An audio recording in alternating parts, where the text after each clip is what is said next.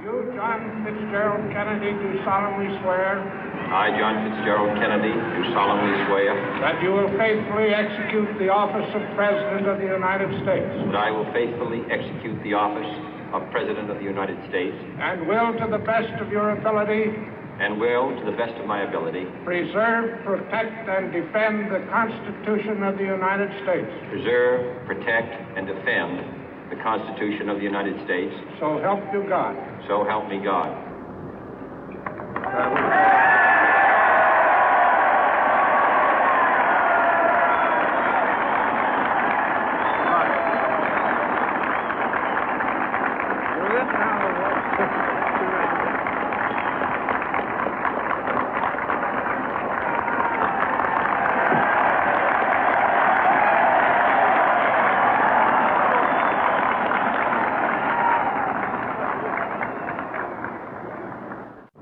Vice President Johnson, Mr. Speaker, Mr. Chief Justice, President Eisenhower, Vice President Nixon, President Truman, Reverend clergy, fellow citizens.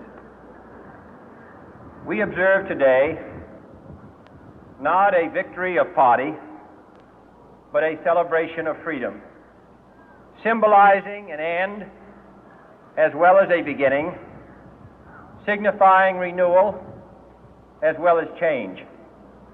For I have sworn before you and Almighty God the same solemn oath our forebears prescribed nearly a century and 3/4 ago. The world is very different now, for man holds in his mortal hands the power to abolish all forms of human poverty and all forms of human life.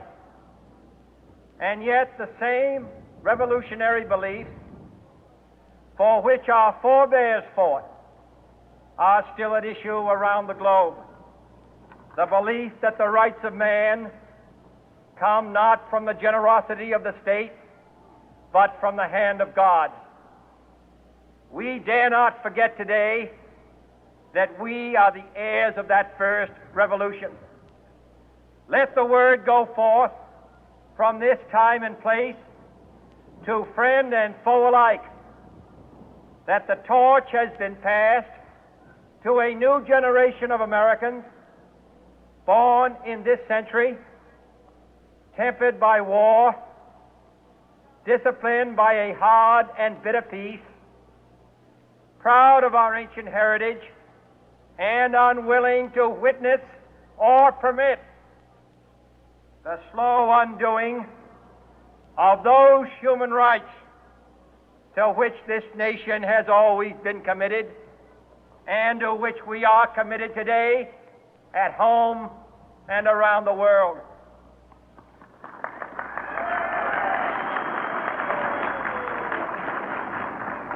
Let every nation know, whether it wishes us well or ill, that we shall pay any price, bear any burden, meet any hardship, support any friend, oppose any foe to assure the survival and the success of liberty.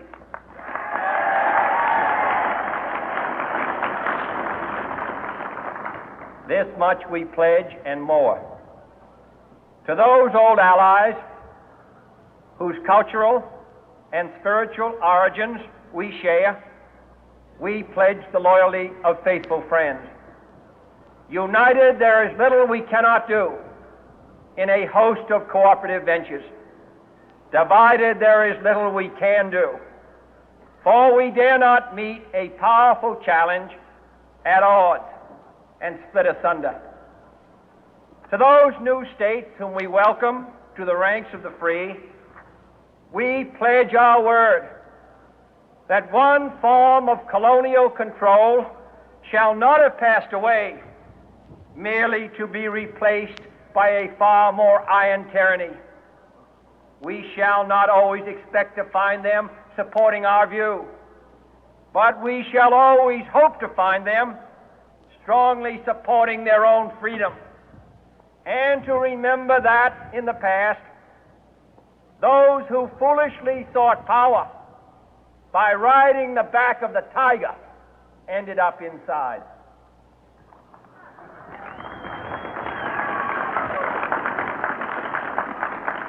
To those people in the huts and villages of half the globe struggling to break the bonds of mass misery, we pledge our best efforts to help them help themselves for whatever period is required, not because the communists may be doing it, not because we seek their votes, but because it is right.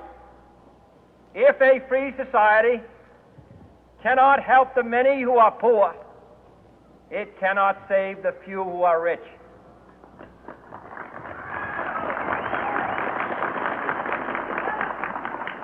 To our sister republics south of our border, we offer a special pledge to convert our good words into good deeds, in a new alliance for progress, to assist free men and free governments in casting off the chains of poverty.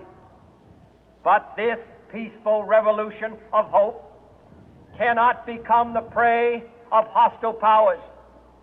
Let all our neighbors know that we shall join with them to oppose aggression or subversion anywhere in the Americas. And let every other power know that this hemisphere intends to remain the master of its own house.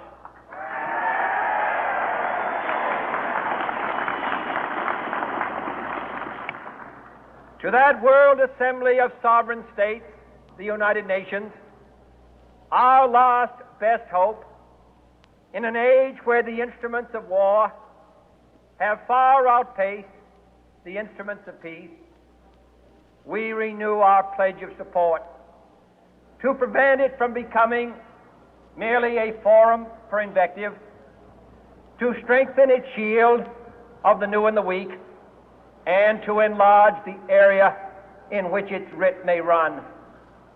Finally, to those nations who would make themselves our adversary, we offer not a pledge, but a request that both sides begin anew the quest for peace.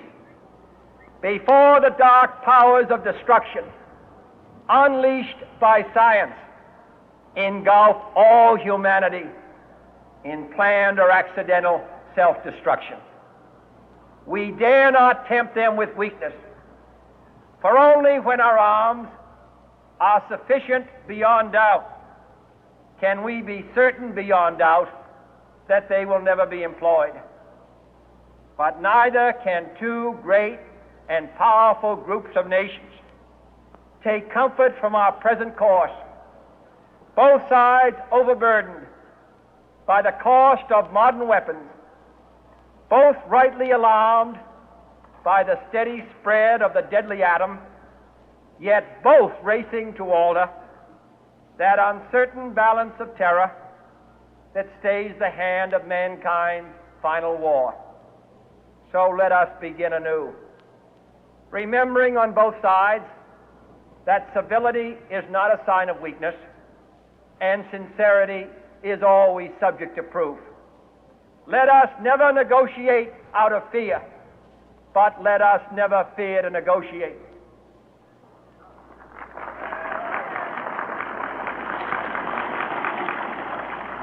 Let both sides explore what problems unite us, instead of belaboring those problems which divide us. Let both sides, for the first time, formulate serious and precise proposals for the inspection and control of arms, and bring the absolute power to destroy other nations under the absolute control of all nations.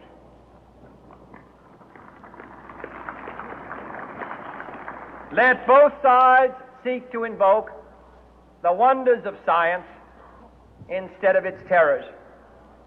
Together, let us explore the stars, conquer the deserts, eradicate disease, tap the ocean depths,